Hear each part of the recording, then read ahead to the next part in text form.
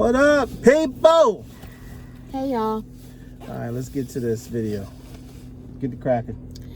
So, I was having a discussion with a girlfriend, and... Oh, we got the sound on this thing.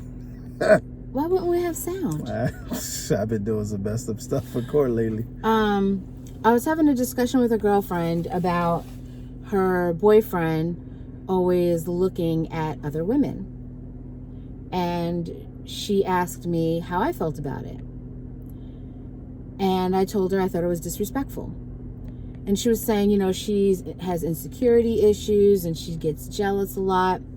And I was like, no, this has nothing to do with being insecure or jealous. This has to do with disrespect. And I don't care who you are or what you have to say about that. That is disrespectful.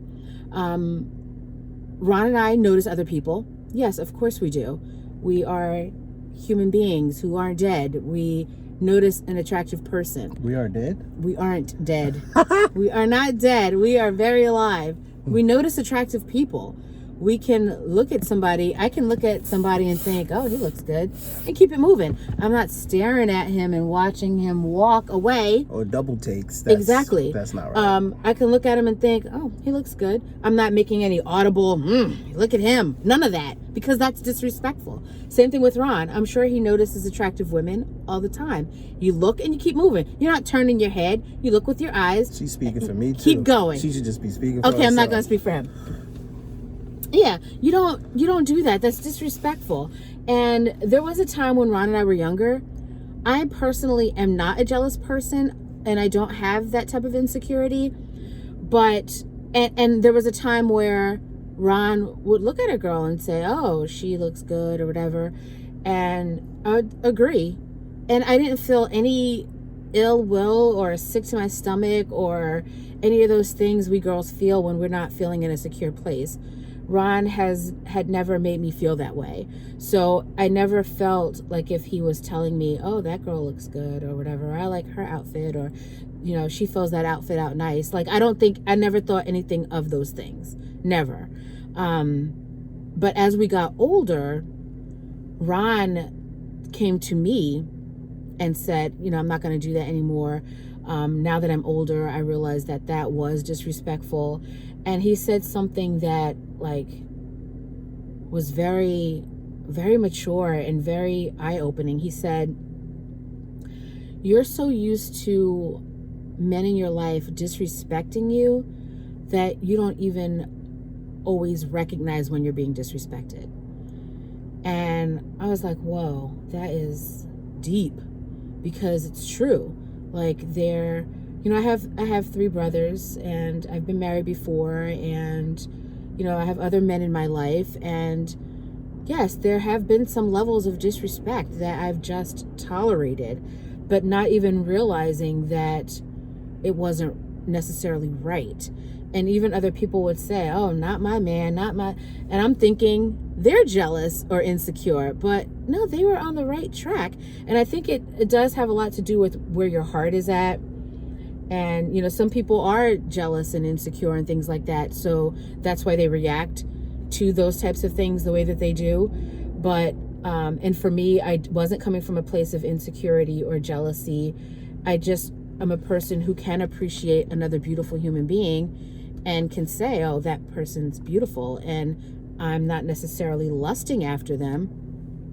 But when you're going home at night and then you recall that person, or you, think about them later or mention them to someone else, that's lustful to me. Like, that's beyond just appreciating another beautiful person that you pass on the street or see on TV or whatever the case may be. If you start dreaming about them or thinking about them or having lustful conversations with your friends about them, then that becomes a problem. And real quick, another thing that just made me think about this was a friend of mine.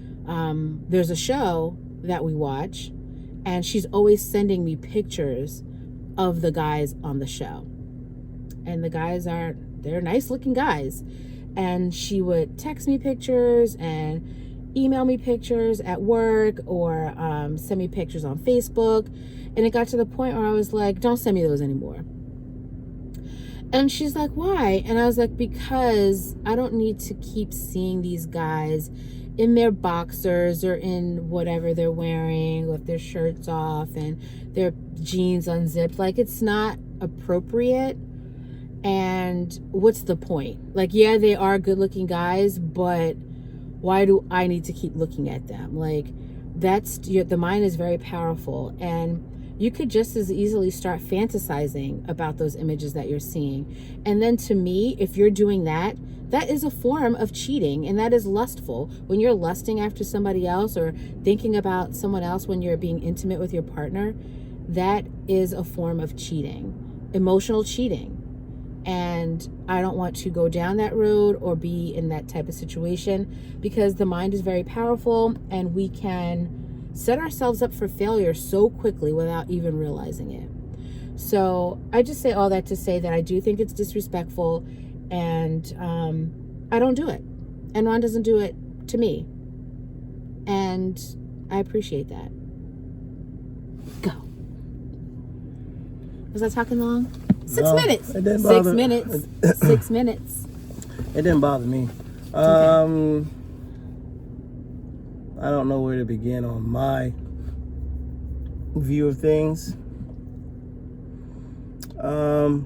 I believe you can appreciate beauty, but beauty don't necessarily have to be a pretty face or boobs or a butt or really long legs or the color of your complexion or your dimples or beauty is just, it's however you see it, you know. And if this particular person or people that you care about, whether it's your husband or your wife or your boyfriend or your girlfriend or your significant other, whatever the case may be, I have to tell you, it's hard to just have eyes for one person. I wasn't taught to have respect. I'm just being honest. I wasn't taught that. People think you're supposed to just know how to respect people, and no, you have to be taught how to respect people, whether that's your own family, in a relationship, even your own friends. You know, you have to show people how you want to be treated. And in the beginning, in our relationship, I didn't know no better. I was young. I've done it my whole entire life. Then as I got older, I started to decide in my head that ain't cool. Why are we talking about another person, whether they look nice? I can see someone walk past us and go, oh, she looks good. I don't do that anymore. Whether that woman looks good to me or not, I can just look at her and just turn the other way. And that's just coming from a place that I wasn't taught to go, you know what, if a nice looking group of women pass you or one passes you, it's not polite to just sit there and want to talk about the person to your significant other. It's just not polite. Whether it's that's your relationship, y'all have done it for 5 years, 6 years, and your wife or significant other, a boyfriend, even just goes along with the conversation. And if it works in your relationship, cool. Do I think it's not right? It's not right. But to each, how that phrase go? To each their own. To each their own. Whatever happens in your relationship and it's not affecting it whatsoever, okay. But what this person is asking me and my wife, is it right? No. What was his exact words that you said? It was he appreciates God's creation. Well, that's all BS. That he doesn't respect you whatsoever. Because I can tell you, I can be with my wife for 8, 9, 10 hours in one day. If females walk past me, I can look at them and then turn the other way. But they shouldn't be getting close to us and I'm still following them. That shouldn't be happening. That's just disrespectful. You don't do that. You don't talk about another woman to your significant other. You don't talk about, a girl shouldn't be talking to their boyfriend about another dude that just walked past. All that is just straight disrespectful. And whatever line the person gives you is BS. Whatever the excuse is BS. I don't care. It's a funny thing when it's called love. Love makes you do stupid shit. You know what I mean? And whether you feel like it's wrong or not, you just keep sticking in there because you love this person. But when in your gut, when it's wrong, you need to speak on it. You need to talk about it. And I think I started saying to my wife a couple of years now that, and I had to learn this. This is not something that I just said and I don't believe it. I believe it. I can love my wife to the utmost extreme, to the highest power in the world. But if something is starting to get under my skin and it's making me toss and turn at night and I can't think straight and I know it's a problem with me and my significant other is not helping me with it, you need to start thinking about your priorities. And you need to start thinking about how to get it right, or things need to change. Whether it's a drastic change or small changes, but you need to do what you need to do for you so you can get better. It's just as simple as that. And don't be afraid. I don't want nobody to miss this. Don't be afraid to step off that path that both of y'all walking on and walk on the other side. There's nothing wrong with that. Just because you're walking a different direction, that does not mean the relationship is ending. So don't be afraid of that, because my wife can be going north and I can be going south, but guess what? As long as we're still communicating and we're realizing what we're doing and we're still together and we still love each other, that's all that matters. You're not going to always be on the same path, and that's okay. But you got to do what's right for you in your heart. You can't be sitting around you can't be sitting around not happy, because you know what happens when you're unhappy too long? You become bitter. You become angry. You're upset all the time. And then you're just no longer a nice person, and people want to know what happened to you. Mm-hmm. And you go, and then next thing you know, you turn around, you don't have no friends. All those people you had in your life before, they're all gone. And then you wonder, what the hell? Oh, they're just assholes. That's not true. Maybe it was you the reason why you ran them off, or you just didn't realize why you ran them off. Mm-hmm. So a lot of times you got to check yourself. And when I don't care if you insecure, the person who loves you should help you with your weaknesses. Even if they can't help you to the extent that you need it, but at least they're showing you they're trying. That's the key, trying. Because we all got things. My wife got issues. I got issues. And why you make that look? I don't have no issues. What is this? I'm just okay. kidding. I don't like the joke when I'm talking about something serious, but she does. So I do my best I try my best to help my wife with anything she's struggling through. Sometimes I can't get to that point. I sincerely just can't help her to the point that she needs at times. Just like with me, there's things going on in my head, and she just asks, like, is there anything I can do or help? I already know she only can help me just a little bit. You know, she can't, some things, your other person just can't help you as much as they would like to, and they can't. But are situations that they can. And if anyone that's going through this situation with the eyes looking and following and so-called, I just like what God created, that's all BS. They should be helping you,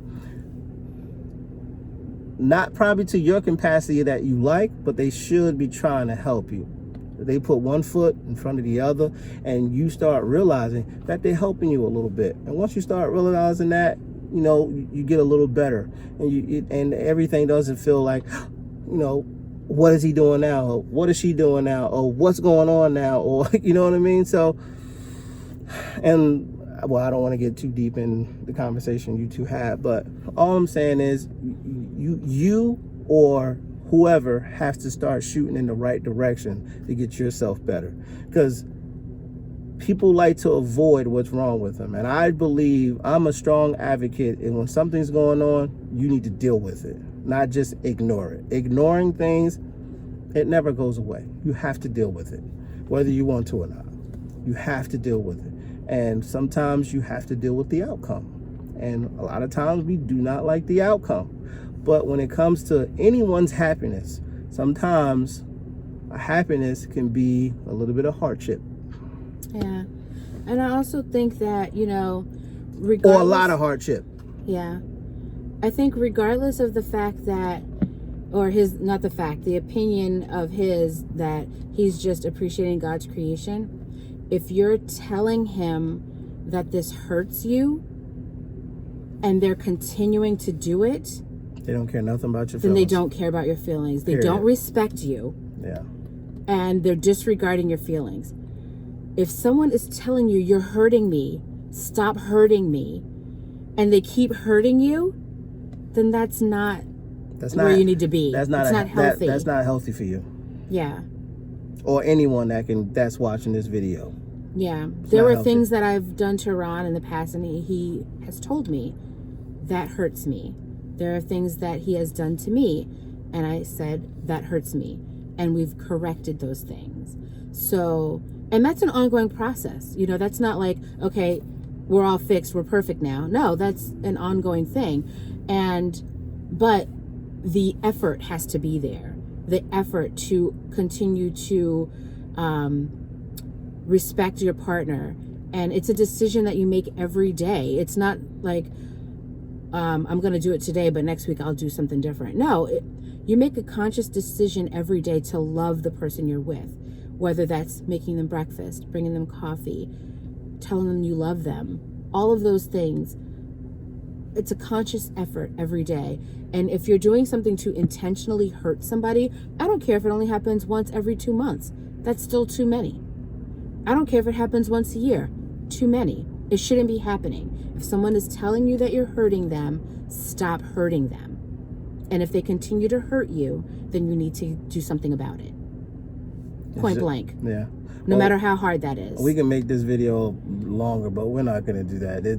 We keep saying the same thing over and over, and just in different ways. Yeah. So hopefully that helped out a ton of people out there. In our relationship, trust me, y'all see us argue on video. We do our best not to hold nothing behind, because we want everybody to know that we have a realistic relationship. And even one day, if we make our relationship even a fairy tale relationship, that's great too. But also know that the Grayson way, we argue, period. And we don't argue like most people and stay mad at each other. Or curse at each other and things like that. Curse at each other, because I've gotten fantastic with that. I must say, pat myself on the back. I'll pat you on the back. Because we both used to be really horrible with that. Like I do my best not to say nasty things to my wife with that, about stuff like that. And do I still get upset? Of course I do. I'm human. So you got to look at that too. But when you start seeing the effort, if you can't remember anything about this relationship, whomever your significant other is, once you start seeing the little bit of effort that you've told them that you're struggling with, and they're giving you that effort, take that with a grain of salt, because they're doing their best. And you can't expect them to be full on board with what you need, because just everybody don't function that way. All right. Thanks for watching. Peace. Bye.